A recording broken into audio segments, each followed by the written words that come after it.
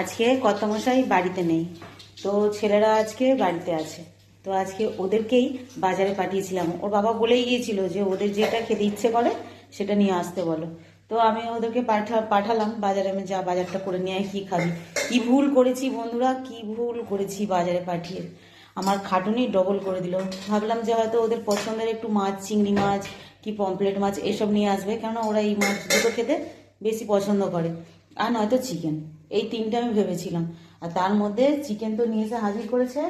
আর এই বুঝতেই পারছো কি রাউদিবাড়ি হচ্ছে বাড়িতে আজকে। এই যে এই সব নিয়ে এখনো অনেক বেলা হয়ে গেছে, এখন নিয়ে বসেছি। নিচেটা তোমাদের তো দেখাতেই পারবো না, এমন অবস্থা হয়ে আছে এখানটা যে কি করব না করবো আমি নিজে ভেবে পাচ্ছি না। এই বেলা হয়ে গেছে, তার উপর আবার এইসব রান্না নিয়ে এসেছে। এখন এইসব রান্না করতে টাইম লাগবে না বলো তো? মাথা আমার গরম এমনিই হয় না, মাঝে মধ্যেই রেগে যাই, তখন ওরা আবার বলবে কি এত চেঁচাচ্ছ কেন, চুপ করো এরকম ভাবে। চেঁচাই কি আর এমনি বলো?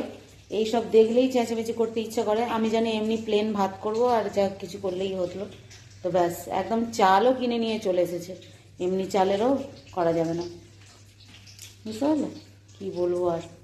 এখন এইসব নিয়ে পড়ে থাকি, কখন খাবো তার ঠিক নেই। এখনই বাজে 1:30, বুঝতে পারছো? আজকে খেতে বিকেল হয়ে যাবে, মানে বিকেলে খেলে আর ওই রাত্রিরে খাওয়া লাগবে না, এরকম ব্যাপার। তো যাই হোক, এনেছে যখন করতে তো হবেই, ফেলে তো আর দেওয়া যায় না, ছেলে বলে কথা। আমি কিছু খেতে ইচ্ছা করি না যে এটা নিয়ে আসবি বাবু, ওইসব খায় না কি এখন, এরকম বলবে। মানে আমি যেগুলো খাই সব অখাদ্য,